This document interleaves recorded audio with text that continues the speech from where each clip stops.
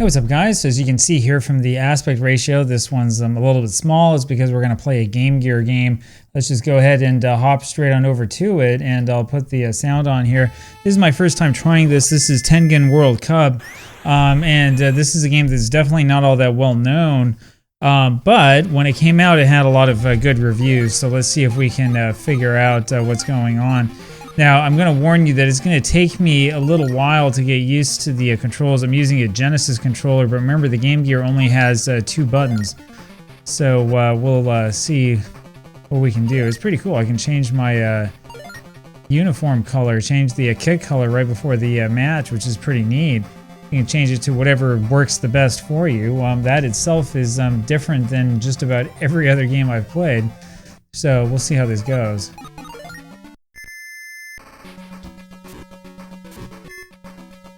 Alright, so here on my controller, my control pad, it's B and C are the buttons that actually do stuff.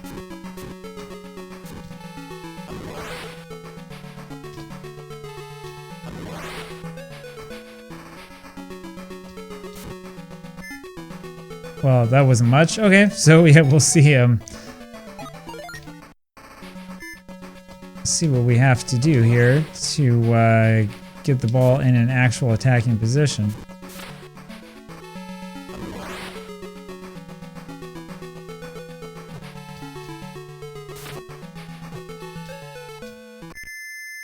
Well, that's not going to do it. So we go down 1-0 just like that. All right. So in case you're unaware, and you probably are not fully aware, Tengen was basically the continuation of what was once Atari. So back in the mid-1980s, Atari split into 2 companies. It split into one that was the computer side of things, and the other one that was the sort of gaming side of things. And Atari Games ended up doing business, I think it is, as Tengen. I think that's kind of the way it works. So the computer side of things wound up creating like the Atari Jaguar and doing stuff like that. The other side of things, the gaming side, ended up in the end creating this company called Tengen, which worked together a lot with Namco, the old Japanese company. They're most famously known, at least in the United States, for RBI Baseball, which is a version of a very, very popular Namco game called Famista. But soccer games is not really that well known. There was an old game called Tengen World Cup, so this is before... actually, that's Tecmo, actually. It's a completely different company, so no, that wouldn't be this at all. Anyway, so it's pretty interesting stuff. It's interesting that they came out with this game. Again, this game came out like sometime around 1993. This would have been right before the World Cup in '94. It's actually not that bad, despite the fact that I'm not particularly good at it. It's fast, which is pretty cool, and it's responsive, which is pretty neat. So there are some pretty cool things going on here. Again, I mean, the truth about the game is that I'm still trying to figure out exactly what it is I'm supposed to be doing. But the overall feel of this game reminds me a lot of those arcade games that we've been playing. I think I'm supposed to be pushing the whatever button it was, B button, when I get close there. I think that's what I'm supposed to do.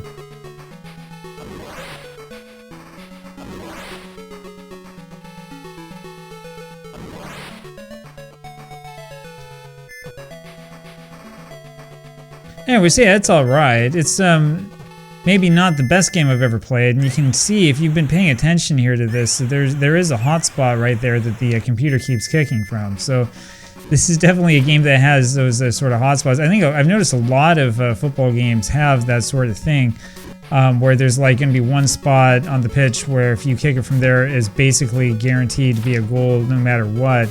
Remember, that was a problem with Mega Man Soccer, but a lot of these old games kind of have similar issues. So yeah, every single time you kick it right from there, right around the center part, sort of like the apex of that circle, I guess, that's going to be a goal. So right around where I just was.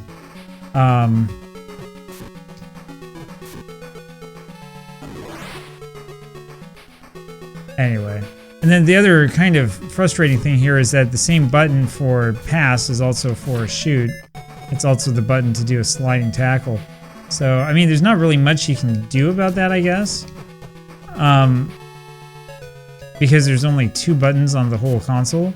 And then to do this with the keeper, it's the same button, right? So, like, that's the reason why you look at this and you're like, well, why don't you just, like, kick it deep? Well, I'm trying to.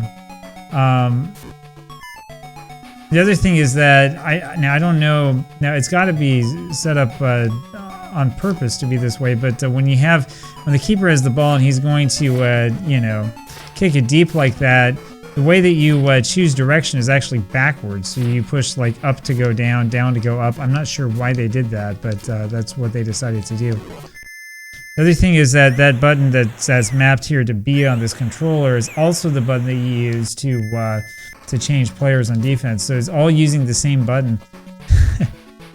So anyway, imagine one of those, you know, Super Sidekicks games, except you only have one button. That's basically what this is.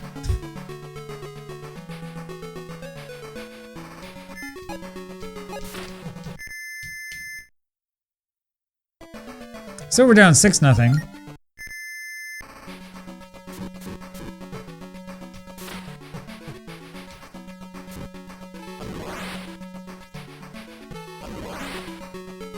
Yes, yeah, I have to push. If I push right, it goes up. If I push left, it goes down. So it's the opposite of what you would expect.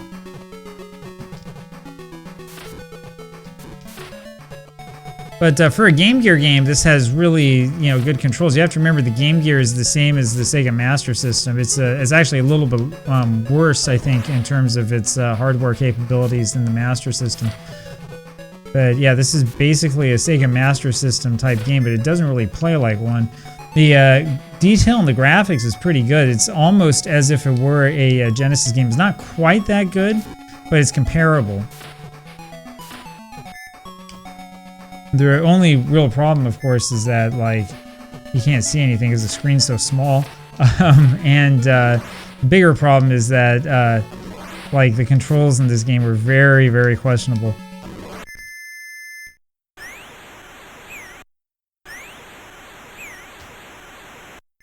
I do have another button to use, but see if I push it here, it doesn't do anything.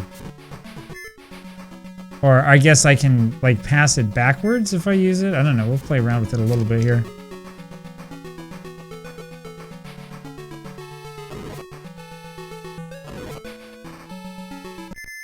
There we go. Hey, we finally scored a goal. How about that?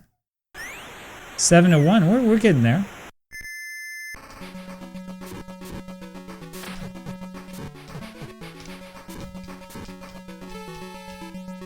Anyway, as you probably do know by now, I do prefer to play these games without, you know, looking too much at the instruction manual or anything like that. Mostly to see, you know, how intuitive the controls are and whether I can figure it out without looking at, you know, some sort of cheat sheet. And for this one, I mean, it's okay, but it's a little bit concerning that they have basically one button do like everything. I know that that's kind of what, it's kind of like the old Amiga tradition, right? That's what Sensible Soccer is like. You literally have one button because it was created for one of those old joysticks.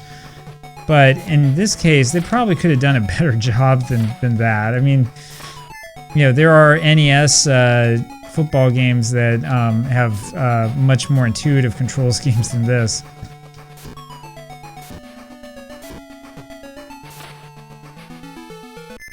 There we go. Yeah, so it's right there. If you shoot from right there, you'll score a goal like almost every time.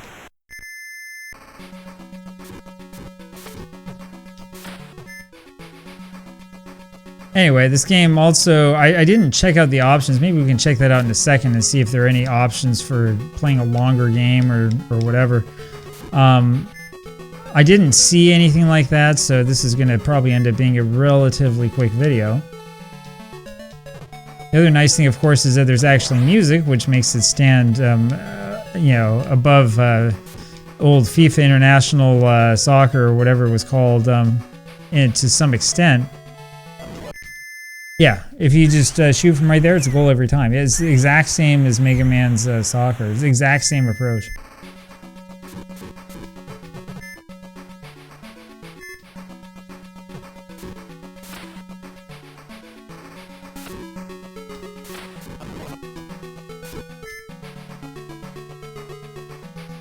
Anyway, in other channel news, I think today, finally, I'm going to be able to get us to the next phase of Bobingen. It's been a long time coming, man. This has been pretty rough this past week, but I think I'm finally going to have the chance to put some time into it and get us to where we need to be. That's the thing that kills me about those long, transfer specials or whatever you want to call it. The long transfer windows really get me sometimes. Because it can take a long time to sit down and figure this out, especially if you know that you're going to have a whole bunch of things happening and a bunch of things to change and stuff like that. So we're not going to have necessarily sweeping changes on that squad, but we will have some things that are a little bit different. And then I have to go through and figure out, the hardest part is going to be figuring out which players we want to get rid of so that we can, not necessarily run out of money. So since you're watching this, I will give you a little bit of a preview, which is that we're going to have a new stadium, which kind of confuses me, but whatever. It is what it is.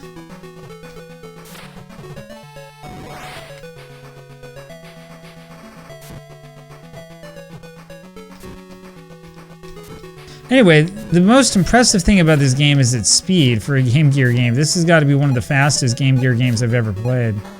Why am I passing it backwards?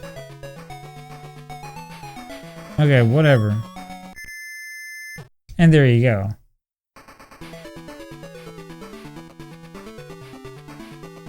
Real catchy music, of course. That was the end of that. So let's go take a look and let's see what configuration gives us. Yeah, you can do a fast or a slow game. I'm not sure what SE means. Oh, I had it on normal level, not even hard, so we're not going to try the hard level. Anyway, oh, you know what we can do? We can do this. We can do a sound test. Oh, SE is sound effects. That's what it is.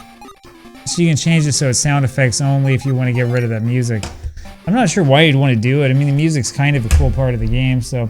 Anyway, there you go. That's a little bit of Tengen World Cup Soccer. I'm not sure that I'm going to actually play enough of this game to become good at it, but you never know. Maybe something will happen like that at some point in time.